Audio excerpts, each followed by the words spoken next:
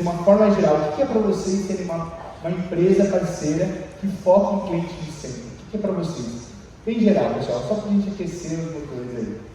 Adoro falar, então por favor me cortem aqui, mas eu gosto bastante quando a gente fala de cliente no centro, personalização e oportunidade de cocriação.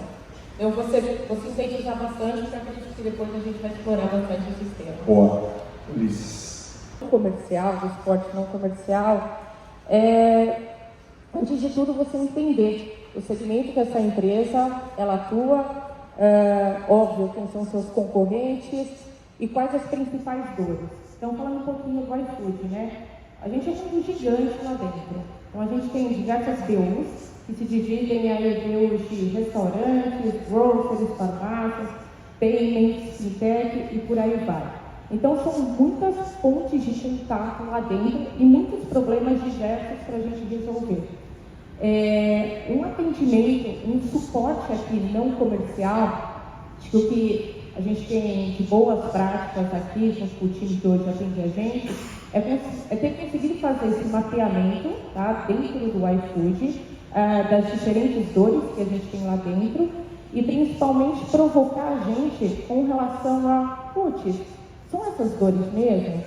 Esses produtos que hoje vocês utilizam, vocês estão utilizando da melhor forma?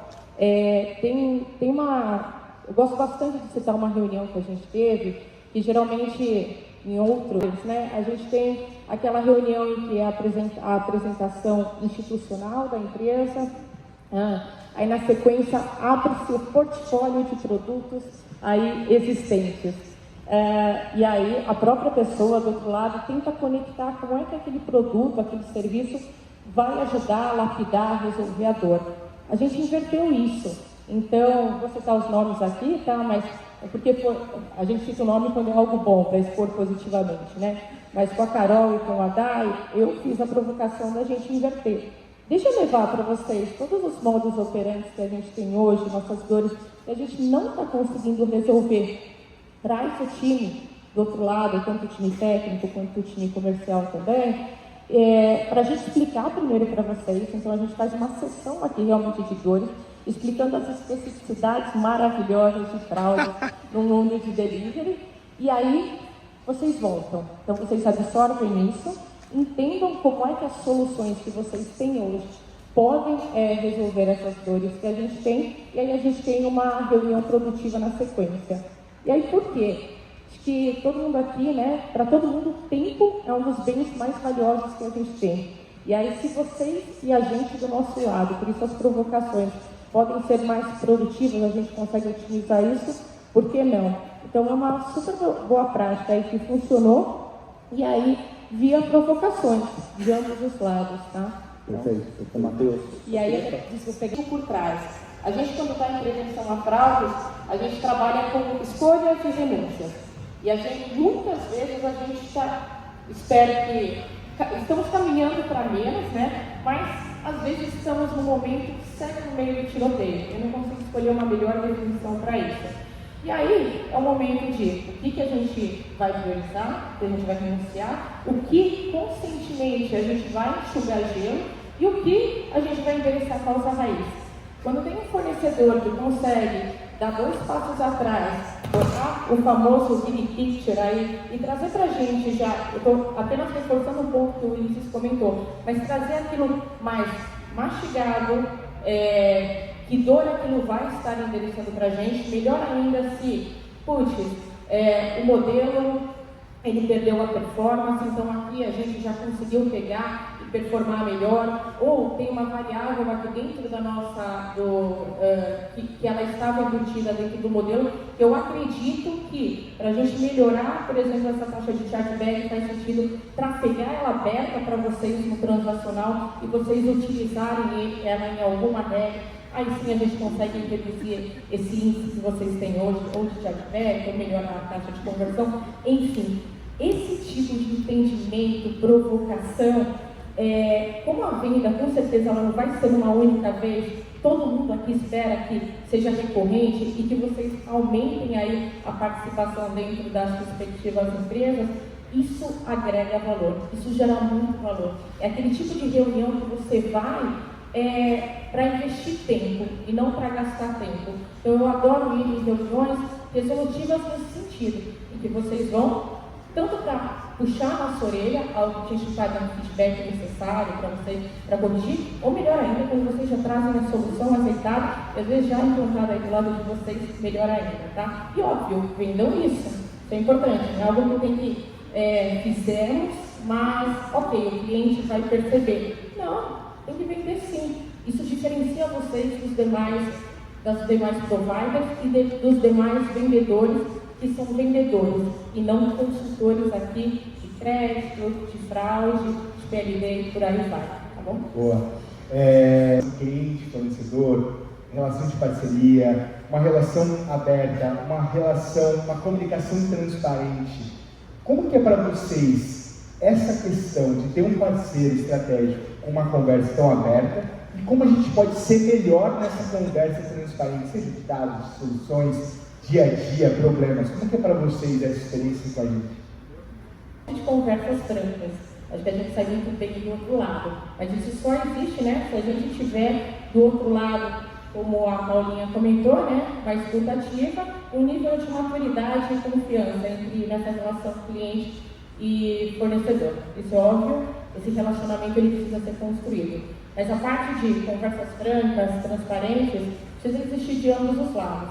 Tanto do lado do fornecedor, no sentido de não tenho realmente produto para te atender e nesse momento não está no roadmap e fazer uma cocriação. Ninguém perde o tempo e ótimo, quando aparecer a oportunidade, a gente volta a conversar especificamente sobre esse tema.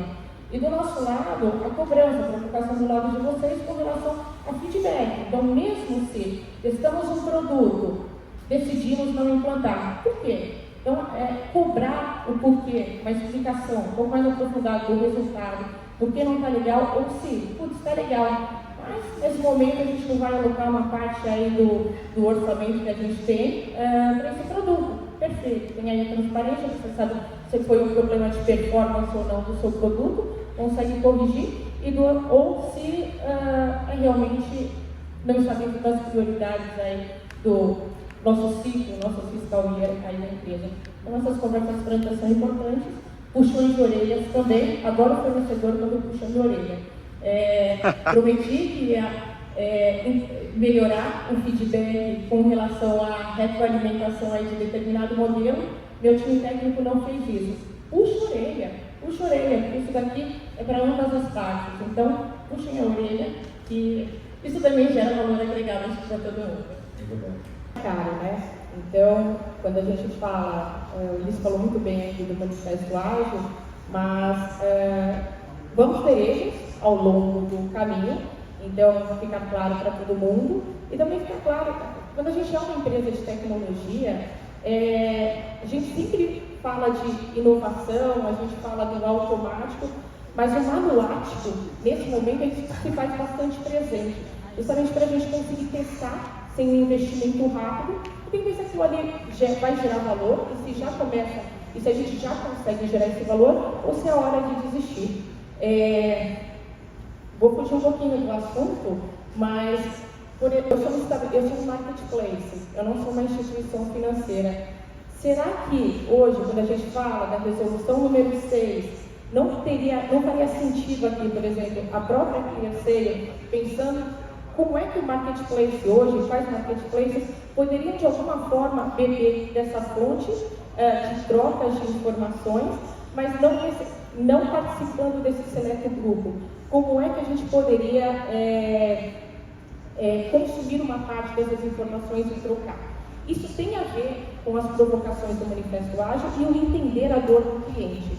Muitas das soluções hoje que a gente precisa, muitas das dores que a gente tem hoje, ainda não tem no portfólio de vocês. E agora, linkando com a pergunta da agilidade, está aí. A gente consegue conectar uma dor cada vez mais crescente de estabelecimentos comerciais, marketplaces, com algo que está em voga e aplicando o conceito aqui de agilidade.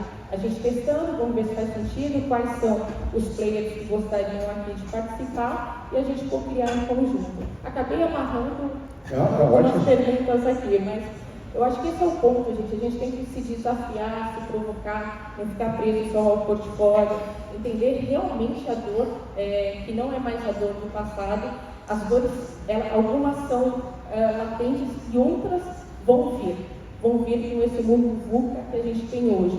Então, aqui para todo mundo, se eu puder deixar também uma recomendação, elas viem, cobrem aqui também a área de produtos, ouçam bem aqui o seu cliente, tem muita oportunidade aí na mesa e a gente precisa de ajuda sim, tá? Muito bom. Menina, no 2024 é um tema muito mais atual e tudo. Pensando há 15 anos atrás, quando você começou, tinha N outras dificuldades. Então, assim, só para compreender esse ponto da visão de liderança que você tem e exerce hoje, no mercado onde é muito ainda dominado por homens. Então, a gente tem um desafio adicional essa questão. Risco, fraude, liderança e feminina. Feminina, às vezes no mercado onde é um pouco mais dominado pelo sexo masculino, mas para as líderes mulheres a gente não perder nossa essência, a gente não tentar se transformar no que o sexo masculino ele tem de bom, mas que não é aqui do sexo feminino.